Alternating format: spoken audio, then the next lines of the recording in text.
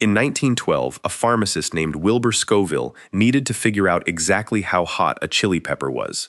His solution was simple: dissolve the pepper in alcohol, dilute it with sugar water, and have people taste it until nobody could detect the burn anymore. The more dilution it took, the higher the score. That system became the Scoville scale, and it is still how we rank chili heat today.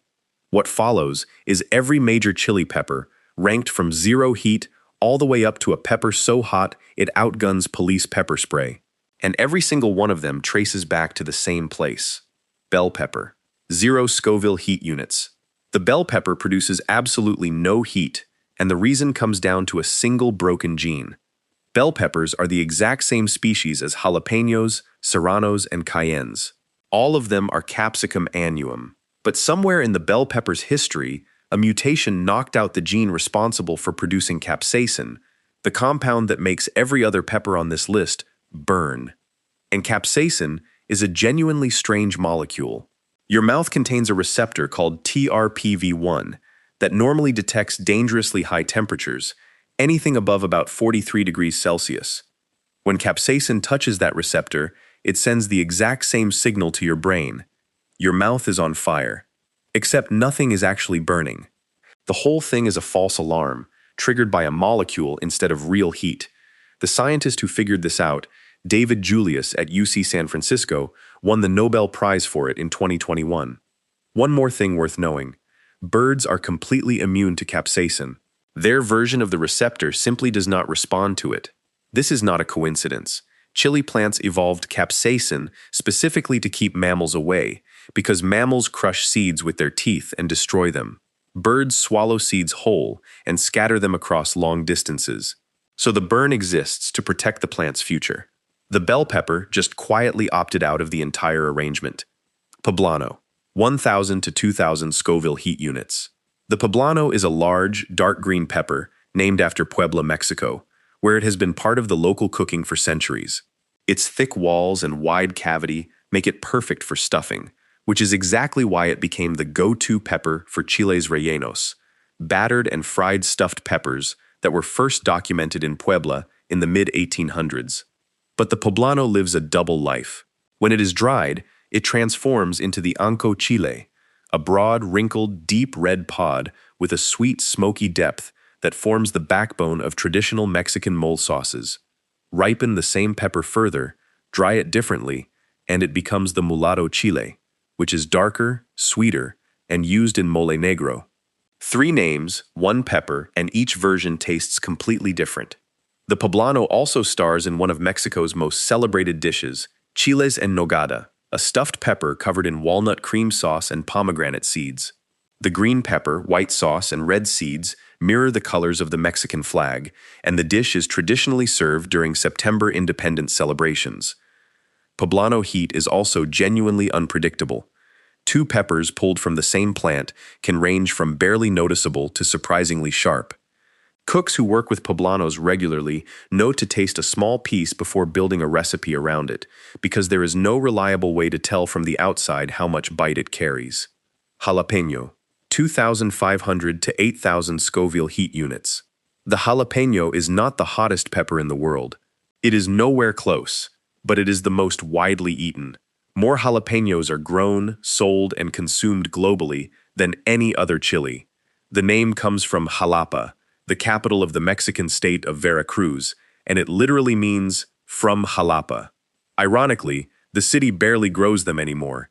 Most of Mexico's commercial crop comes from the northern state of Chihuahua, and the United States produces massive quantities in Texas, New Mexico, and California.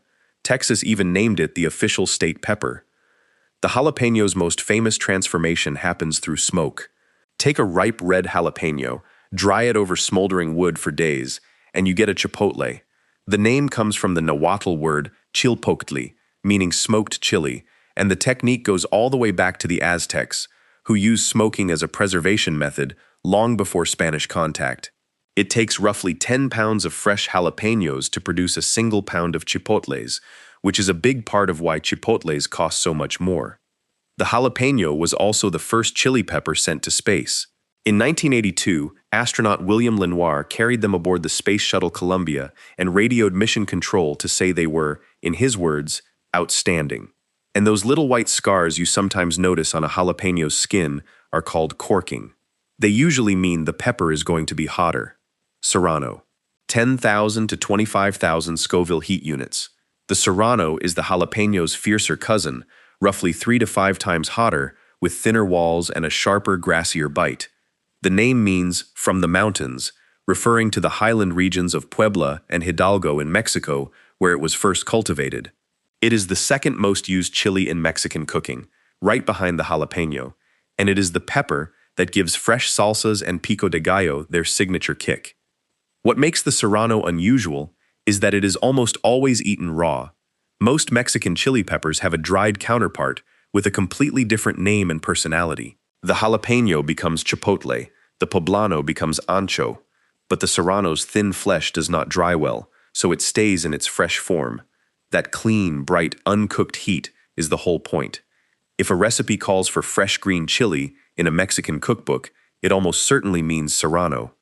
Mexican farmers grow roughly 180,000 tons of Serranos every year, mostly in the states of Veracruz, Sinaloa, and Tamaulipas, and the vast majority are eaten without ever seeing the inside of a dehydrator. Cayenne. 30,000 to 50,000 Scoville heat units. This is probably the pepper you have eaten the most without ever thinking about it. Cayenne is a long, slender, curved chili that originated in South America and took its name from the city of Cayenne in French Guiana.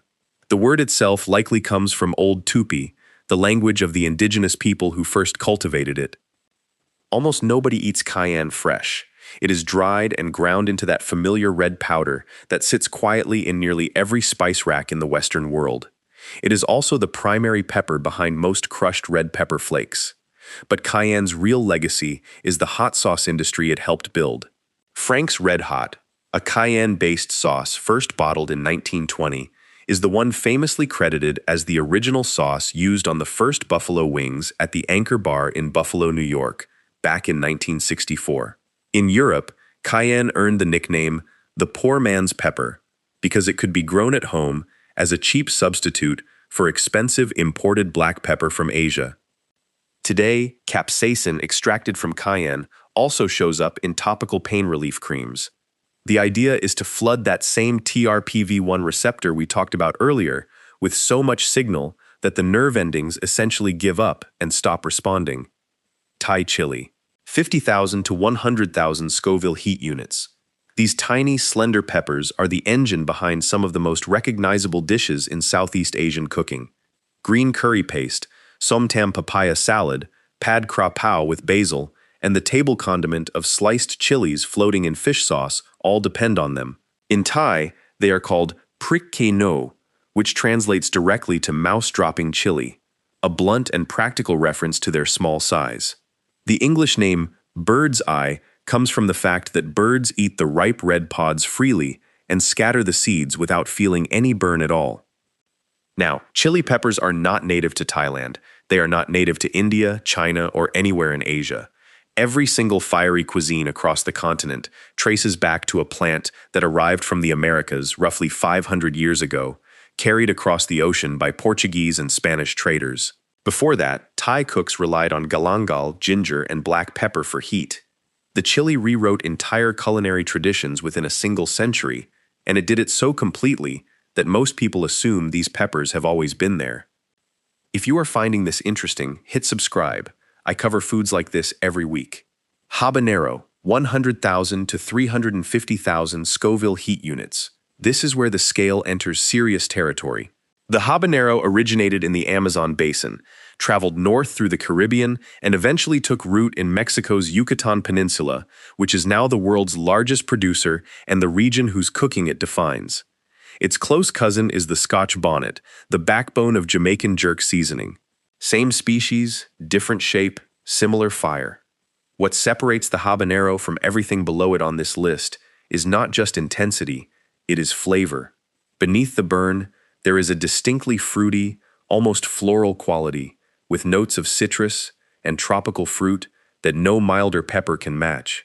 Hot sauce makers prize habaneros specifically for this combination of sweetness and pain. The species name is one of botany's great mistakes. An 18th century taxonomist classified the habanero as Capsicum chinense, meaning from China, because he incorrectly assumed it had Asian origins. It does not. The habanero is entirely American. The wrong name stuck anyway, and it is still the official species designation today. For over a decade, from 1994 to 2006, a specially cultivated habanero, called the Red Savina, held the Guinness record for the world's hottest pepper at 577,000 Scoville heat units. Then a pepper from the remote hills of northeast India changed everything. Ghost pepper. 855,000 to just over 1 million Scoville heat units. The ghost pepper, known locally as Bhut Jolokia, grows in the northeastern Indian states of Assam, Nagaland, and Manipur. The name is usually translated as ghost pepper in Assamese, supposedly because the heat sneaks up on you like something from another world. In 2007, Guinness certified it as the hottest pepper on Earth. It was the first ever verified above 1 million Scoville heat units, roughly 400 times hotter than a bottle of Tabasco sauce. That certification changed everything. It launched the super hot pepper movement, kicked off eating challenges across the internet, and turned competitive pepper breeding into a genuine arms race. But in its home region, the ghost pepper is just a normal ingredient. Naga cooks in northeastern India use it in smoked pork curries, fermented fish chutneys, and dried pepper pastes, handling it with the same casualness most Americans bring to a jalapeño. Villagers in Assam smear the paste along fences and ropes to keep wild elephants from raiding crops. And India's Defense Research and Development Organization took it further, developing non-lethal chili grenades packed with ghost pepper extract, announced in 2009. The idea was to flush suspects from enclosed spaces without causing permanent injury. A kitchen ingredient, a wildlife deterrent, and a military tool, all from the same small wrinkled pepper. Carolina Reaper, 1,400,000 to 2,200,000 Scoville heat units, with a Guinness-certified average of just over 1.6 million. The Reaper was created by Ed Curry, a pepper breeder from Fort Mill, South Carolina, who runs a small company called Puckerbutt Pepper Company. Over roughly a decade, he crossed a ghost pepper from India with a particularly aggressive habanero from the Caribbean island of St. Vincent. His original label for the plant was HP22B, standing for Higher Power, Pot 22, Plant B. He later renamed it the Carolina Reaper because of the thin, sickle-shaped tail curling off the bottom of each pod, like a small scythe. Curry does his crosses by hand, transferring pollen between flowers with a fine paintbrush. Guinness first certified the Reaper as the world's hottest in 2013 and updated the record in 2017 after lab testing at Winthrop University in South Carolina confirmed the average.